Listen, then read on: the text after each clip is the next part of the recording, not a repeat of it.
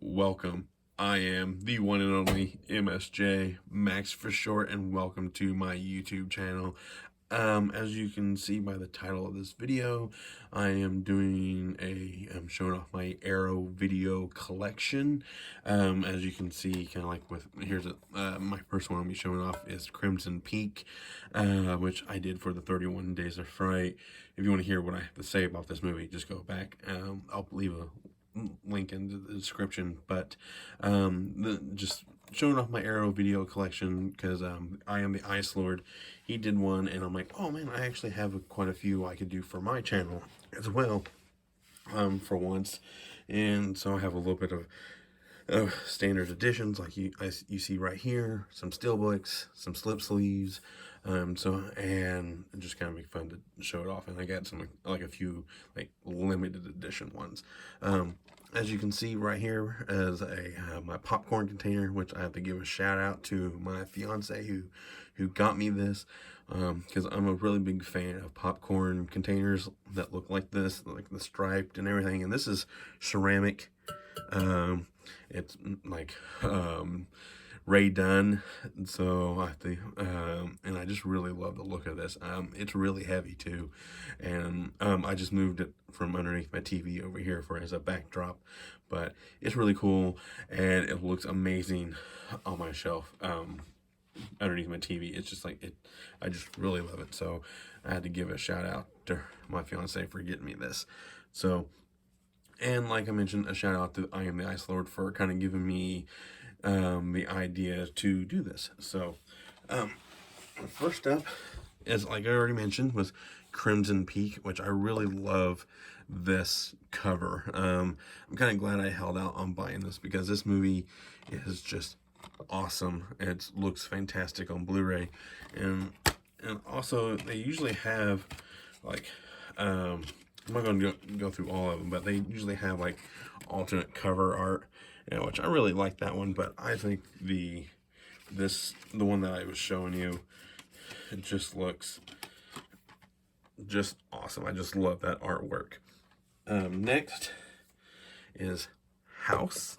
I've only watched this movie like once or twice in my entire life, and then when I bought this, I've watched it like 3 times because I just love this movie. It's funny. It's, yeah. What can you say about this? And then I didn't know there were sequels. So, but I only own House 1 and 2. But I really enjoyed this one. It's definitely not as good as the first one, obviously, but overall, I thought it still had a lot of charm to it, and just how random some of the sequences in this movie is. It's just like, wow. It's just like, it's weird. It's getting weirder, from the title of the video at the top. Next is the last of the standard editions, is Bride of Reanimator. I didn't realize that they actually had a limited edition of this one when it first came out. I probably would have had it, but it also has the it's a 2-disc edition. It also has the alternate cover art, and I think I Am the Ice Lord has this movie as well. But I like this black and white cover, or black and green cover. I just absolutely love that. So that's it for my standard editions. I do have some slip sleeves for Ronin. I really like this movie. It's a good heist movie, a lot of good action. I love Robert De Niro, Jean Reno. I can't think of her name. I'm drawing a blank on her name.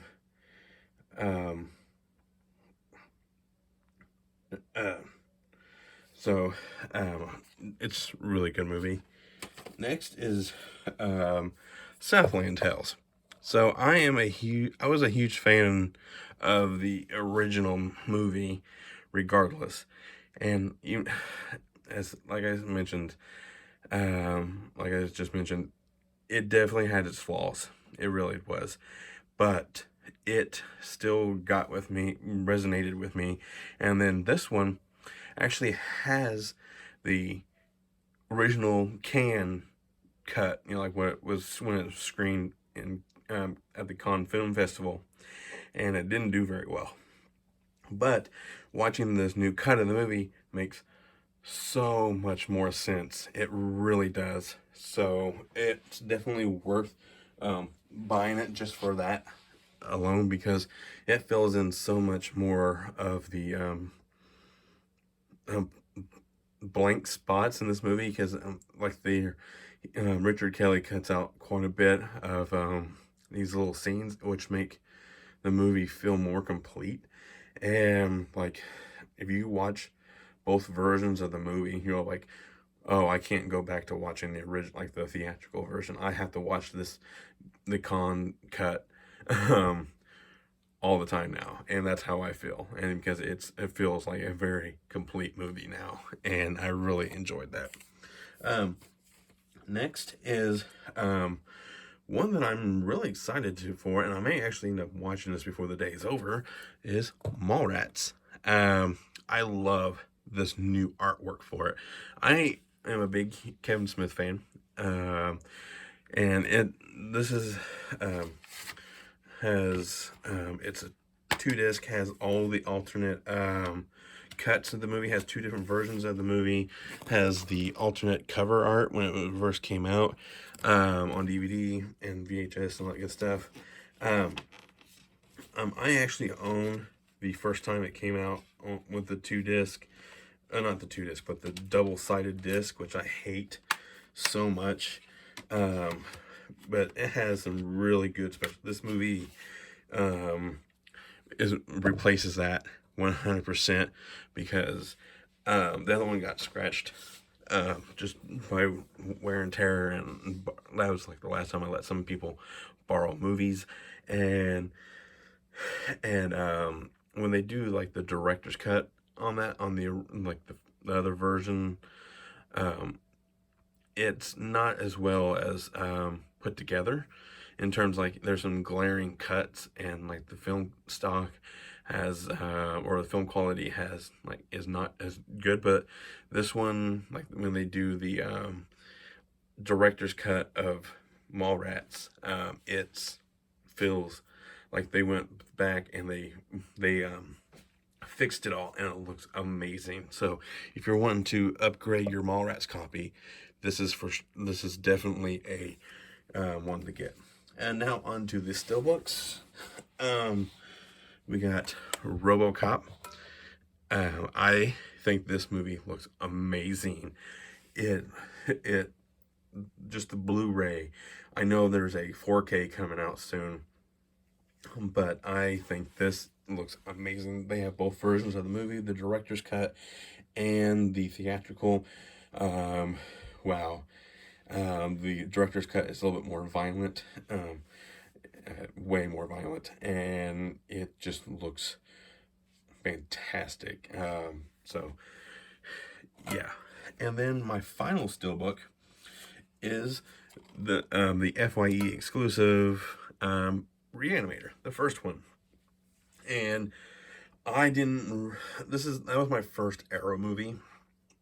Was this, and I didn't realize that there is alternate